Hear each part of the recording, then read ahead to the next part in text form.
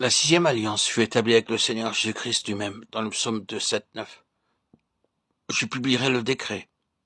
L'Éternel m'a dit, tu es mon fils. Je t'ai engendré aujourd'hui. Commande-moi et je te donnerai les nations pour héritage, les extrémités de la terre pour possession. Tu les briseras avec une verge de fer. Tu les briseras comme le vase d'un potier. Dieu fit une alliance avec son Fils par laquelle il lui donna toutes les nations pour héritage. Quand vous prêchez l'Évangile, proclamez cette promesse. Le diable a usurpé la part du Seigneur, mais en marchant par la foi, dites, Seigneur Jésus-Christ, c'est ton héritage. Ce peuple t'appartient. Tu es mort pour eux. Par la foi, proclamez l'héritage du terrain pour lequel le Seigneur a livré sa vie et est mort. Il est celui qui doit l'avoir et non le diable. Avec cette foi, nous sortirons en annonçant l'Évangile à toutes les nations. Lorsque vous savez qu'un immeuble vous appartient, vous ne l'abandonnez pas, mais vous revendiquez sa possession en disant « c'est ma terre, mon immeuble, ma propriété, et je dois l'avoir ». De la même manière, en tant que co-ouvriers, nous proclamons l'héritage de notre Seigneur parmi toutes les nations. Et à cette fin, l'Évangile est ainsi proclamé parmi toutes les nations.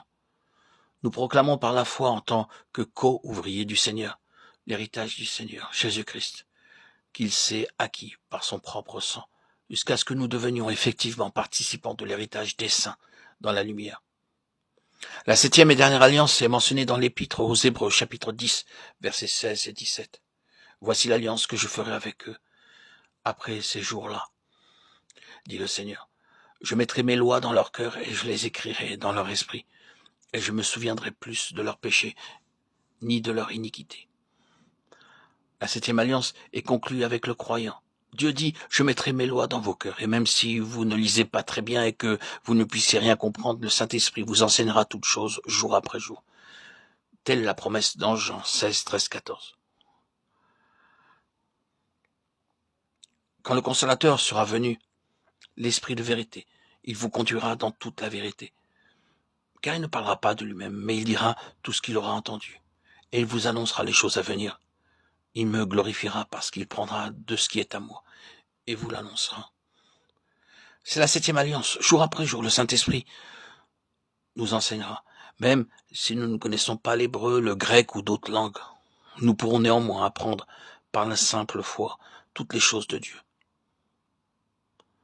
En obéissant à Dieu, en le suivant, tous les profonds mystères célestes nous sont enseignés tout naturellement, jour après jour.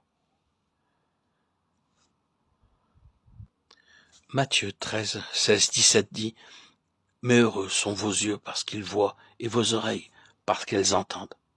Je vous le dis en vérité, beaucoup de prophètes et de justes ont désiré voir ce que vous voyez et ne l'ont pas vu, entendre ce que vous entendez et ne l'ont pas entendu. » Dieu par son esprit nous enseigne jour après jour les profondeurs cachées des mystères spirituels éternels. Alors que nous entendons sa voix, même si nous sommes handicapés intellectuellement ou d'une autre manière.